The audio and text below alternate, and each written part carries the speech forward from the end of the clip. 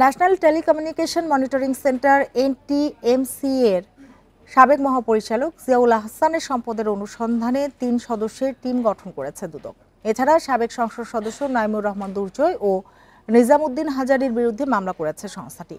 দুদকের মহাপরিচালক আক্তার হোসেন জানান, প্রায় 11.5 কোটি টাকার জ্ঞাত আয় বহির্ভূত সম্পদের অর্জনের অভিযোগে দুর্জয়ের বিরুদ্ধে মামলা করা হয়েছে। আর নিজামুদ্দিন হাজারীর ৮২টি ব্যাংক হিসাবে ৫৪৮ কোটি ৮০ লাখ টাকার অস্বাভাবিক লেনদেনের খোঁজ পাওয়া গেছে। এর মধ্যে রয়েছে ১৮ কোটি ৭২ লাখ ৮৪ হাজার টাকার অবৈধ সম্পদ অর্জনের অভিযোগে মামলা করেছে দুদক। এছাড়া বিভিন্ন আর্থিক প্রতিষ্ঠানের ২২টি ব্যাংক হিসাবে ৪৭ কোটি ১৯ লাখ ৩৭ হাজার টাকার সন্দেহজনক লেনদেনের প্রমাণ পাওয়া গেছে।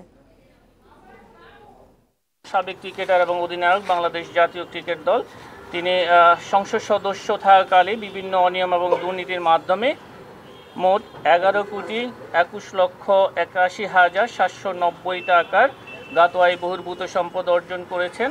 সেই জন্য দুর্নীতি দমন কমিশন আইন ২০০৪-এর ২৭-১ এবং দুর্নীতি প্রতিরোধ আইন ১৯৪৭-এর ৫-২ ধারায় এবং মানি লন্ডারিং প্রতিরোধ আইন ২০১২-এর ৪-২ এবং ৪-৩ ধারায় একটি মামলা রুজুর সিদ্ধান্ত গৃহীত হয়েছে।